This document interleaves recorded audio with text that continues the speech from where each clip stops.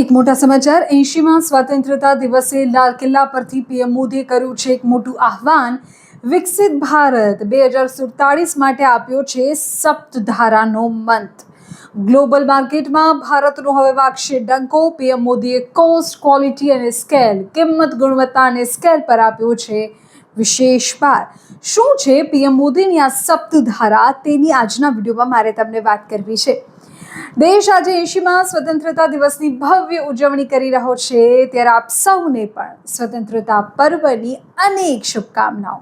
આ ઐતિહાસિક અવસરે દિલ્હીના લાલ કિલ્લાની પ્રાચીર પરથી રાષ્ટ્રને સંબોધિત કરતા વડાપ્રધાન નરેન્દ્ર મોદીએ વિકસિત ભારતના સંકલ્પને સાકાર કરવા માટે એક નવો રોડ મેપ રજૂ કર્યો. વડાપ્રધાને દેશ સામે સપ્તધારાનું આહ્વાન કર્યું.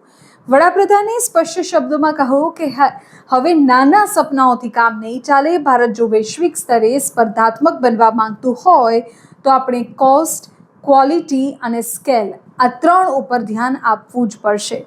ઉત્પાદન માત્ર દેશમાં થાય તેટલું પૂરતું નથી, પણ તેની ગુણવત્તા પણ વૈશ્વિક સ્તરની હોવી જરૂરી છે. તમને જણાવી દઈએ કે TV9 ગુજરાતીના આ અમારા વિશેષ માહિતી અનુસાર પીએમ મોદીની આ સપ્તધારામાં દેશના વિકાસ માટે 7 મુખ્ય સ્તંભો નક્કી કરવામાં આવ્યા છે.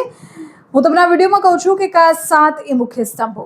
સૌથી પહેલા મેન્યુફેક્ચરિંગ અને ઉત્પાદન. દેશમાં નાના પાકથી લઈને મોટા ઉત્પાદનો સુધીની આત્મનિર્ભરતાની થઈ વાત. બીજું કૃષિ અને ફૂડ પ્રોસેસિંગ, ખેતીનું આધુનિકીકરણ અને વેલ્યુ એડિશનની પણ વાત થઈ.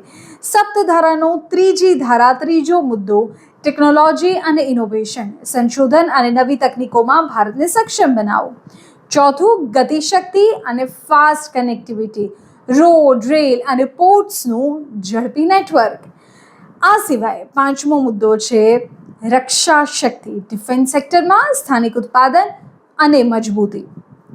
છઠ્ઠું ગ્રીન અને બ્લુ ઇકોનોમી, સ્વચ્છ ઉર્જા અને સમુદ્રી સંસાધનોનો ટકાઉ ઉપયોગ. સાતમું ભારતનો સોફ્ટ પાવર. આપણો સોફ્ટ પાવર એટલે શું? વિશ્વભરમાં ભારતની સંસ્કૃતિ, યોગ, જ્ઞાનનો પ્રભાવ વધારવો.